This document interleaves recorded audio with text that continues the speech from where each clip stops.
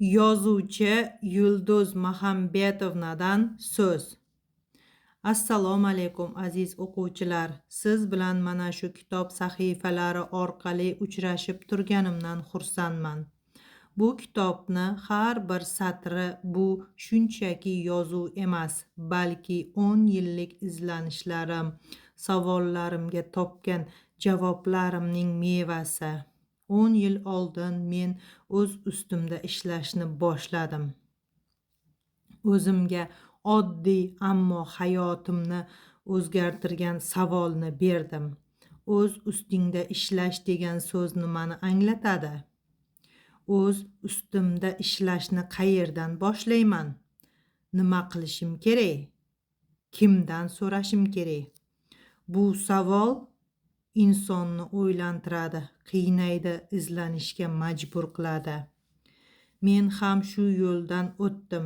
Juda ko'p kitoblarni o'qidim. Turli ustozlar, turli nazariyalar, turli metodlar, turli praktikalarni sinab ko'rdim. Har bir ustozning va metodning foydali ma'lumotlari bor edi. Lekin ularning barchasi tarqoq, tizimsiz, bir-biridan uzilgan edi. Shunda angladim, inson o'z ustida ishlashi uchun unga tartib, tizim va aniq yo'l xaritasi kerak ekanligini. Mana shu kitob mening 10 yillik mehnatimning saralangan, tartibga solingan, hayotda sinalgan xulosalarim yig'indisidir. Bu yerda men o'z ustimda ishlashning qonun-qoidalarini va tartib-intizomlarini sodda, tushunarli va amaliy tarzda bayon qildim. Bu kitob sizni o'zingizni anglashga, ichki kuchingizni uyg'otishga, hayotingizni ongli ravishda boshqarishga va eng muhimi o'z hayotingiz muallifiga aylanishingizga yordam beradi. Men mukammal inson emasman. Men ham xato qilganman, yiqilganman, turganman va yana izlanganman. Ammo bir narsani aniq bilaman. Inson o'z ustida ishlasa, hayoti o'zgaradi. Ishlamasa, o'sha eski hayotida jabrdiyda bo'lib, nolib yashab yuraveradi. Agar sizning ham ichingizda men bundan ko'prog'iga loyiqman degan ovozni eshitayotgan bo'lsangiz, demak bu kitob siz uchun. Keling, birgalikda o'z ustida ishlash yo'lini bosib o'tamiz va hayotingizni transformatsiya qilamiz. Chunki haqiqiy o'zgarish tashqaridan emas, ichkaridan boshlanadi. Haqiqat. Bir haqiqatni tushun do'stim. Bolaligingdagi eski e'tiqodlaring seni tanloving bo'lmagan. Sen dunyoni o'sha paytda qanday muhitda tug'ilgan bo'lsang, o'sha muhit orqali ko'rding. Barcha odatlaring, qo'rquvlaring, tamoyillaring, e'tiqodlaring va fikrlaring ota-onang, qarindoshlaring va ustozlaringning ta'sirida shakllangan. Sen boshqacha yo'l tutolmas eding. Senga tanlov imkoniyati berilmagan edi. To'g'ridan to'g'ri ularga bog'liq eding. Lekin endi sen kattasan. Endi hayotingni o'zing boshqarasan. 30 yoshdan keyin inson allaqachon voyaga yetgan bo'ladi. Ammo uzoq yillardan beri fon rejimida ishlab kelayotgan eski dasturlar sening salohiyatingni jiddiy cheklaydi. Ular fikrlaring va harakatlaringga ta'sir qiladi. Senga endi foyda bermaydigan qoliplarda, cheklovlarda ushlab turadi. Bu dasturlar mavjudligi sening aybing emas, ammo endi sen kattasan. Ularni yangilash uchun to'liq mas'uliyatni o'z zimmangga olishing kerak va bu majburiy vazifangdir. Buni eslab qol. O'zing ham ko'ryapsan, eski dasturlar seni orzu qilgan hayotga olib bora olmayapti. Shuning uchun sen o'zing uchun yangi, sog'lom va sifatli dasturlarni o'rnatishing kerak. Shunday dasturlar bo'lsinki, ular sen uchun ishlasin. Sen o'tmishingni o'zgartira olmaysan, lekin buguningni o'zgartira olasan va aynan bugun kelajagingni o'zgartiradi.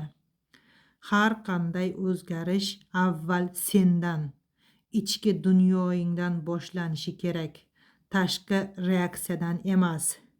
Boshqalarni o'zgartirishga sarflayotgan energiyang bu o'zingga bermayotgan energiyadir. Sening vazifang odamlarni tuzatish yoki vaziyatlarni nazorat qilish emas. Sening vazifang o'zingni va o'z xulq-atvor dasturlaringni o'zgartirish. Yaxshilab eshitib tushunib ol. Sening vazifang o'zingni va o'z xulq-atvor dasturlaringni o'zgartirish. Mana shu narsani yaxshilab tushunib olishingiz kerak. Chunki haqiqatdan ham boshqalar boshqara oladigan yagona inson bu o'zing.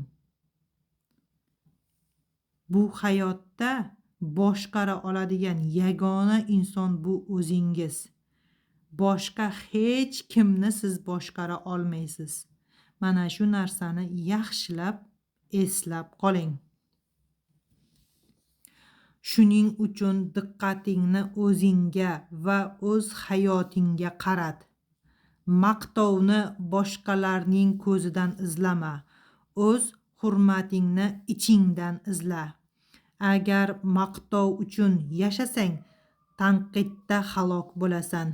Agar boshqalar nima deydi deb o'ylashidan xavotirda yashasang, o'zingning kimligingni unutib qo'yasan.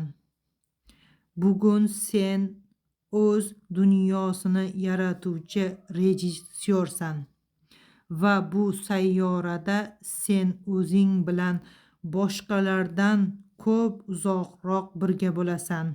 Shuning uchun o'zing o'z ustingda ishla.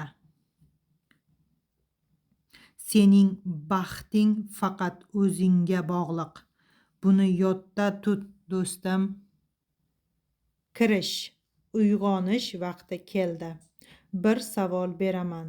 Sen haqiqatdan ham yashayapsanmi yoki shunchaki kunlarni takrorlayapsanmi?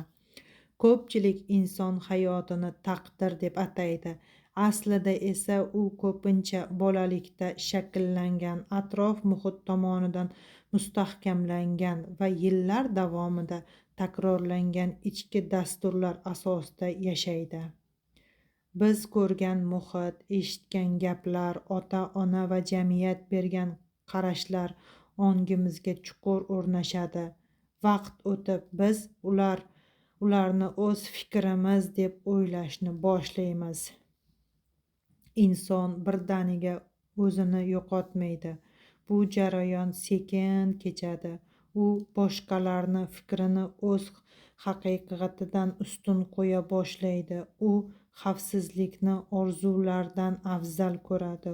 U ichki ovozni sekin-asta o'chiradi. Eng achinarlisi shundaki, bir muddatdan keyin u bunga ko'nikadi. O'z ustingda ishla kitobi oddiy motivatsiya emas. Bu taskin beruvchi yoki vaqtinchalik ruhlantiruvchi so'zlar to'plami ham emas. Bu mas'uliyat haqidagi kitob. Bu ichki uyg'onish haqidagi kitob. Agar sen bu sahifalarni ochgan bo'lsang, demak ichingda nimadir bezovta. Demak sen hozirgi hayotingdan qoniqmayapsan. Demak sen o'zgarishni xohlayapsan. Ammo shuni aniq tushunib ol. Hech kim kelib seni qutqarmaydi. Hech kim kelib hayotingni o'zgartirib bermaydi. Bu ishni faqat sen o'zingga qilasan. Bugungi kunda shaxsiy rivojlanish haqida ko'p gapiriladi. Seminarlar, treninglar, motivatsion nutqlar yetarli, ammo natija har doim ham ko'rinavermaydi. Sababi oddiy. Ko'pchilik o'zini bezashga harakat qiladi, lekin o'zini o'zgartirmaydi. Ular katta maqsadlar yozadi, ammo eski fikrlash tarzini saqlab qoladi. Ular yangi hayot haqida orzu qiladi, lekin eski odatlari bilan yashashda davom etadi. Samarasvitiyaning eng oxirgi bekati mukammallik emas. Bu mashhurlik ham emas, boylik ham emas. Bu o'zingga hukmronlik qilish darajasidir. O'z fikrlarini boshqarish, haqiqatlarini, hissiyotlarini nazorat qilish, qarorlarini ongli ravishda qabul qilish qobiliyatidir.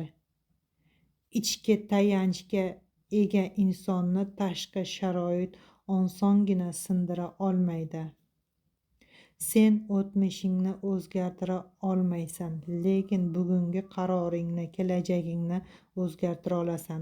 Sen boshqalarni boshqara olmaysan, lekin o'zingni boshqara olasan.